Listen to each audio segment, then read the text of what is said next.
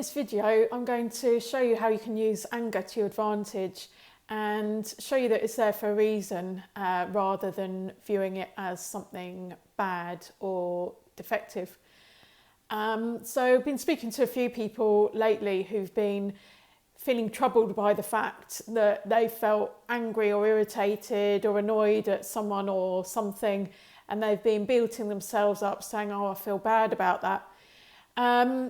And actually, no emotion is intrinsically bad, and every emotion we feel for a reason. It's not like if an emotion was wrong, then what does that say about us?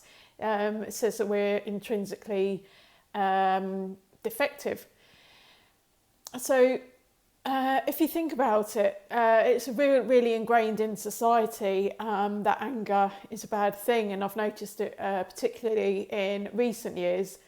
And if you think about it, where is that message? Where has it come from? And actually, who does it benefit? And do you want to listen to whoever's made up that rule if it's benefiting something that's not particularly good? So if you think about it, this idea that you shouldn't feel angry and that you should feel compassionate towards everyone and excuse anything bad and accept them, and one of the familiar phrases is that, oh, well, no one's perfect.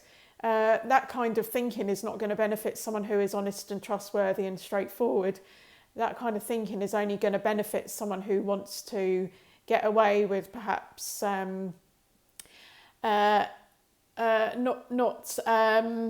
perhaps just get away with things.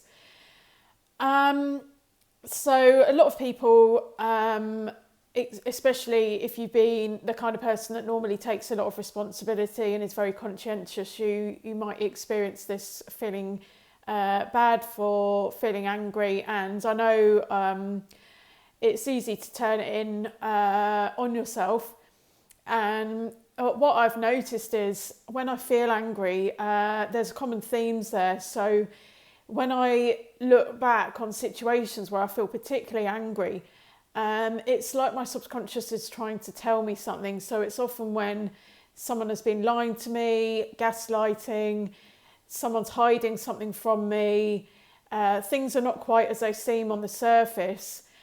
What other examples did I write?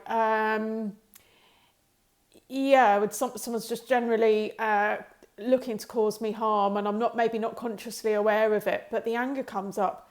So now that I've realised the link between these things, when I do feel that sense of anger, I can stop and think and ask myself, what's this? What might be going on here? And I'll just add that guilt can sometimes cloud the being in touch with the anger. It can hide it, so could be overwhelmed with guilt, and what you might actually realise is the guilt is not somehow genuine. It's actually a way to deny the fact that we're angry. Other emotions, I think, are warning signs that things are not as they seem, or someone is not as they seem.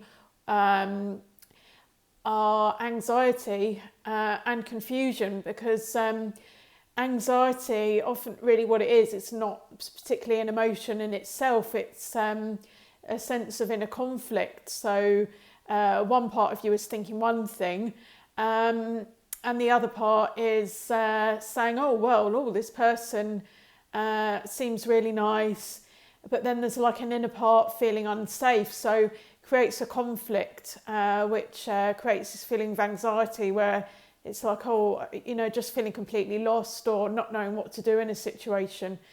So once you, how could the anger then help you? So anger is known to be a motivator. So it's motivating emotions. So it can motivate you in a number of ways. So for example, to set a boundary, to actually speak up for yourself. It can also be if you embrace it and get in touch with it, it can help you to realise you need to get out of a situation, whether that's physically or emotionally or both, or it could be a sign, just, stop here with this person, don't emotionally invest any further. It could also be a signalling to you that you actually deserve better than what you're getting in this situation or with this person. Another interesting thing I find with anger is that it can be a predictor of something. So often I could feel it if I'm travelling somewhere and I feel angry. I almost know now that this situation was not a good idea, or it's not going to turn out the way I want it to turn out. So what I would do is build up, like it's like a dictionary. So it's like, oh, there's that kind of feeling again. I remember feeling that before. So I kind of know what to expect, and it's like having a toolbox is very useful. Another reason why I think it's really good to actually feel the anger rather than pushing it away is it would never really go away because it has to be there. It's an energetic force, and it's come up, so it's not going to just disappear if you don't use it and acknowledge it and act on it. And often anger shows up in people's bodies, so can show up like in the jaw often, because a typical fight response is like to bite or snarl or growl or something, you know, if you think of us as animals. So yeah, that was my message for today. It'd be great to hear any experiences that you've had where you felt you've actually embraced your anger and taken its message and used it to help you in some way. So yeah, if you're new to the channel, please subscribe and hit the notification bell so that you'll get notifications. If you found the video useful, please give it a thumbs up, and I'll speak to you soon.